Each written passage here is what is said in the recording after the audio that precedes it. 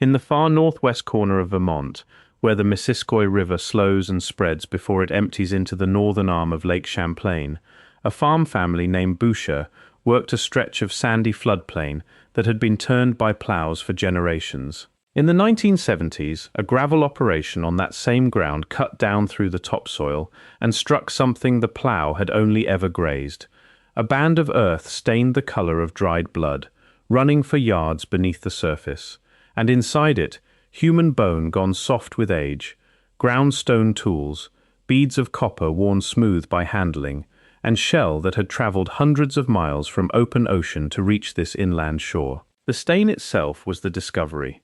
Iron oxide, red ochre, packed so densely into the burial pits that in places it had outlasted the bones it once covered. Archaeologists would eventually date the cemetery to roughly 3,000 years before the present, a culture that had returned to this same stretch of riverbank, generation after generation, to bury its dead beneath a color it clearly considered essential.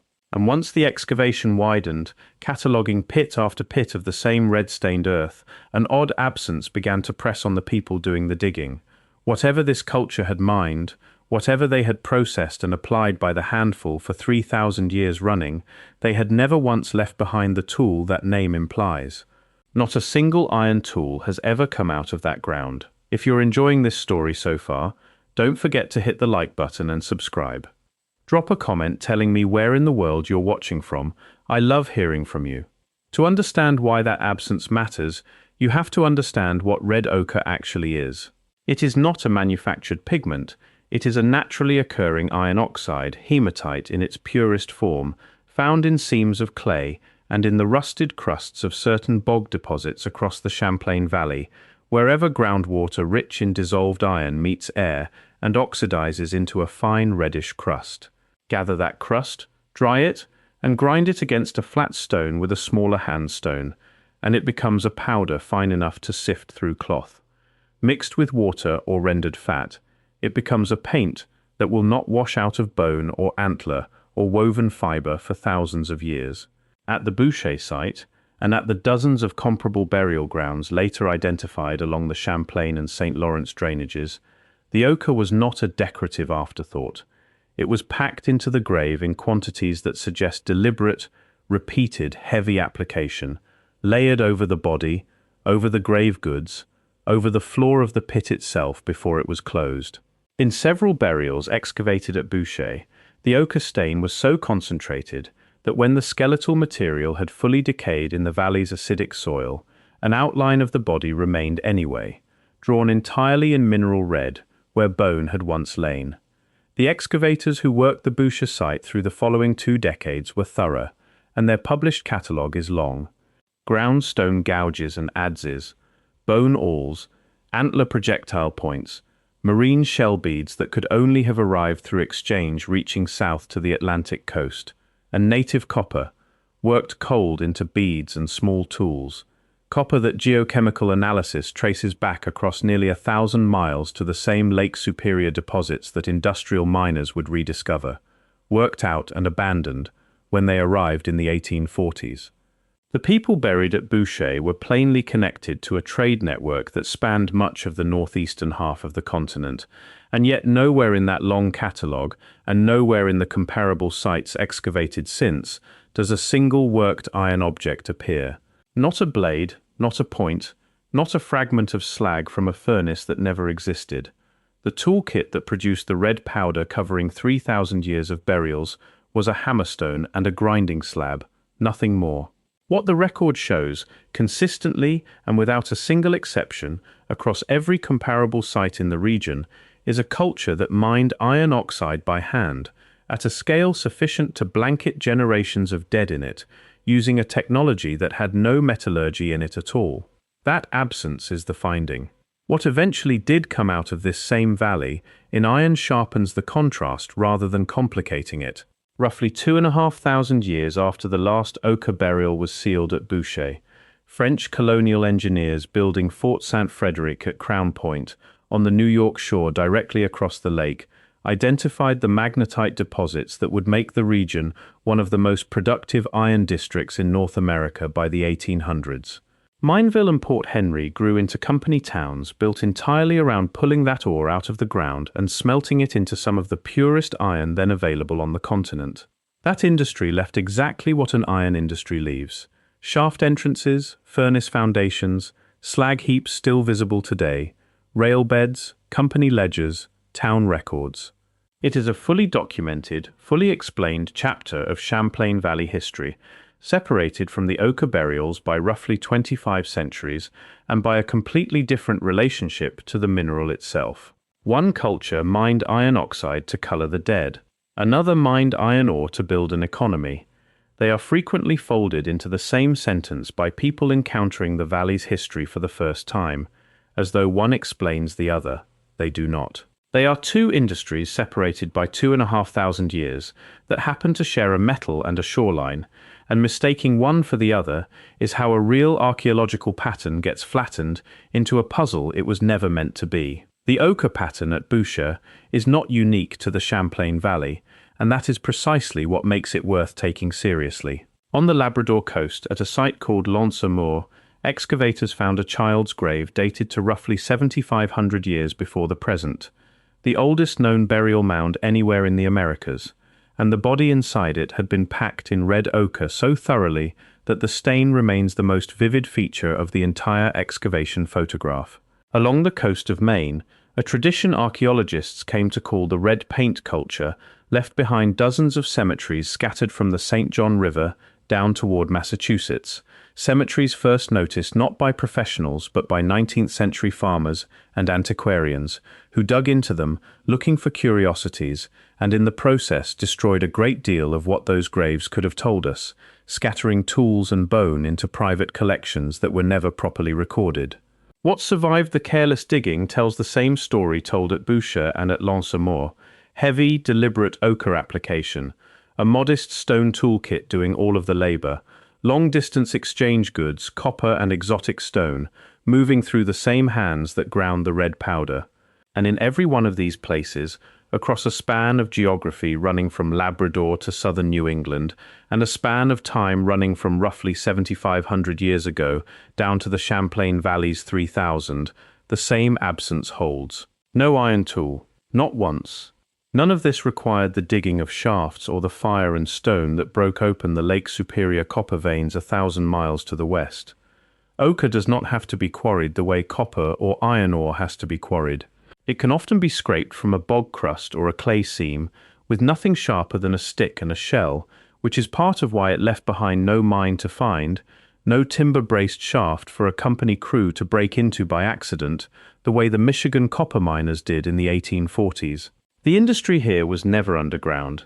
It was a beach, a bog margin, a riverbank clay bed, worked by hand across 3,000 years by people who had no reason to leave a durable structure behind, because the structure was never the point. The color was the point, and a color does not need a shaft. It needs only a mineral, a stone to grind it, and a reason strong enough to keep doing it, grave after grave, for 100 generations. What a tradition like this demands of anyone examining it honestly is a willingness to sit with a very long span of unbroken practice and admit how little of the reasoning behind it survives. 3,000 years is longer than the distance separating us from the pyramids at Giza.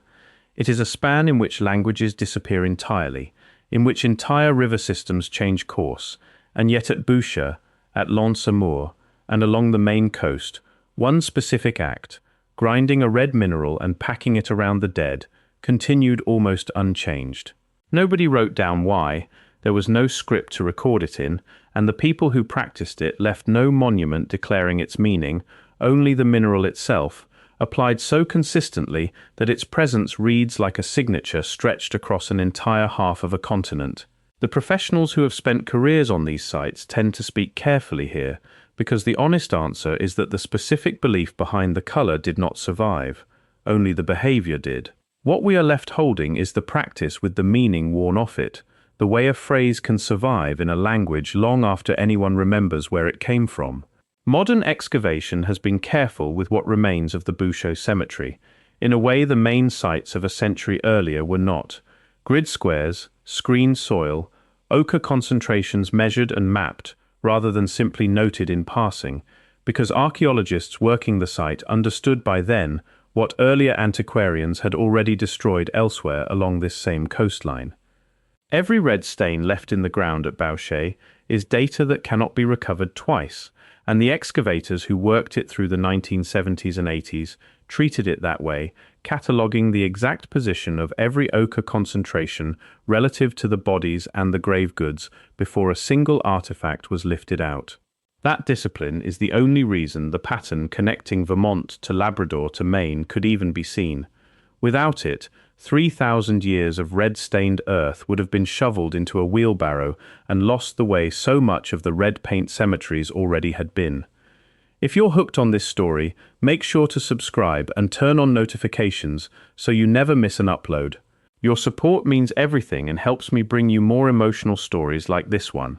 Radiocarbon dating is what allows archaeologists to speak of 3,000 years with any confidence at all, rather than relying on style or guesswork the way 19th century diggers had to. Charcoal recovered from hearth features near the Boucher burials, along with a handful of dates run directly on bone collagen, where enough of it survived the acidic soil, cluster tightly enough to place the main use of the cemetery in the centuries bridging what archaeologists call the Terminal Archaic and the very beginning of the early woodland period, a transition marked elsewhere in the northeast by the first appearance of ceramic pottery and by a broader shift in how communities buried and remembered their dead. The Champlain Valley sits at something of a crossroads in that transition, close enough to the Great Lakes trade routes to receive copper worked hundreds of miles away, close enough to the Atlantic watershed to receive marine shell, and it is tempting to read the density and consistency of the ochre burials here as evidence of a community that understood itself as sitting at the center of something, a hub rather than a periphery, even without a written record to confirm the feeling. What the physical evidence demands, if it is taken on its own terms rather than folded into the much later story of industrial mining across the lake, is a recognition that this valley hosted two entirely separate relationships with iron, separated by roughly 2,500 years, neither one reducible to the other. The people who buried their dead in red at Boucher were not proto-miners waiting for metallurgy to catch up with them. They had already found everything they needed in the mineral without ever smelting it, using it exactly as it came out of the ground, and sustaining that use across a span of time that makes the later ironworks at Crown Point and Mineville look almost recent by comparison. The Champlain Valley's industrial Iron Age lasted from its colonial beginnings to the closing of the last Mineville shaft in the 20th century, somewhat under 200 years. Its Ochre Age, measured from the earliest dated red burials in the region to the latest, ran roughly 15 times longer. That comparison alone should change which industry actually deserves to be called ancient. Most of what came out of the Boucher site now sits catalogued in university and state collections, rather than in the ground where it was found, which is itself a departure from the fate of so many of the Maine red paint cemeteries, whose contents scattered into private hands and in more than one case were lost entirely within a generation of being dug up. A portion of the excavated material remains in Vermont, held by institutions built specifically to keep such a record intact and available to researchers who were not yet born when the gravel operation first cut into that red-stained soil. The unexcavated portions of the site, and there are portions that were deliberately left untouched, remain protected under the same farmland where the Boucher family once worked their ploughs, red ochre still packed into ground that has not been opened again since before written history reached this part of the continent by any hand. It survives the way stone survives and copper survives, indifferent to the industry that would eventually rise on the opposite shore and burn through its ore in less time than a single ochre using lineage might have spanned in uninterrupted use of that same color. Return for a moment to that gravel cut on the Boucher farm, to the moment the red band first appeared beneath the topsoil, and the crew doing the digging understood they had found something that predated any local memory of the land. The instinct, then and since, has been to reach for the word iron and to imagine tools, shafts, an industry recognizable on modern terms, because that is the only frame most people bring to a story about a mineral pulled from the ground across thousands of years. But the frame is wrong, and the wrongness of it is the whole lesson sitting in that field.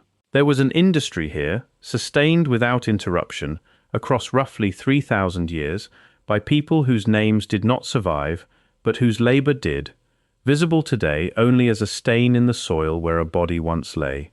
It required no forge, no shaft, no company town, no ledger. It required a bog crust, a grinding stone, and a conviction about the dead strong enough to be repeated by parent after parent, generation after generation, in the same stretch of riverbank, until the practice itself became one of the longest continuously attested rituals anywhere on this continent. The absence of a single iron tool across every one of these sites, from the Champlain Valley to the Labrador coast, is not a mystery waiting on a missing excavation to resolve it. It is the clearest kind of evidence archaeology ever gets, a negative finding repeated so consistently across so much geography and so much time that the negative becomes the positive claim. There was no iron industry here in the sense the word usually implies, and there did not need to be one for the color to matter as much as it plainly did to the people who mined it by hand and carried it, powder by powder, to every grave they dug for 3,000 years. What they left behind was never going to look like a mine, because it was never a mine in the way the word gets used 2,500 years later on the opposite shore of the same lake.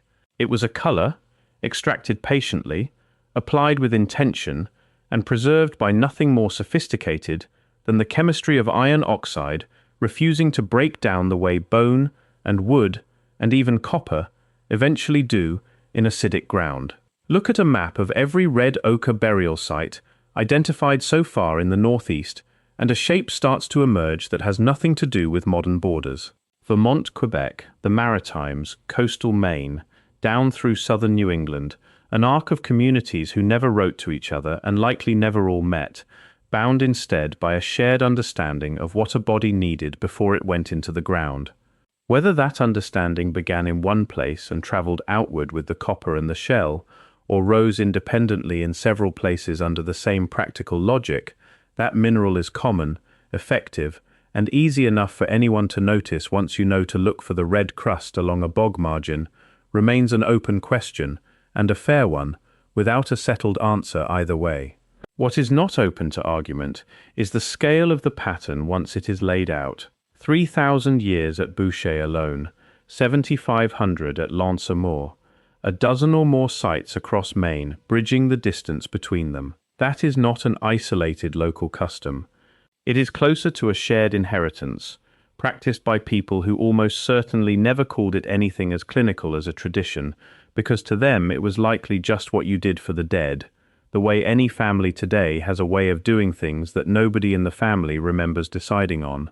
The Boucher farm still sits along the Missisquoi floodplain today, and the portion of the site left in the ground remains protected, unexcavated, red ochre still sealed beneath soil that has not been disturbed since long before Fort St. Frederick went up across the water, or before any ledger recorded a single pound of ore pulled from Mineville.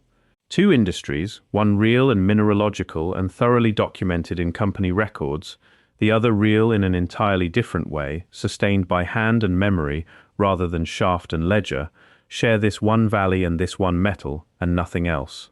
The tools that would have proven the newer story never existed to be found, because that story belongs to a different chapter of the valley's history entirely, arriving roughly 25 centuries after the last ochre burial was closed at Boucher.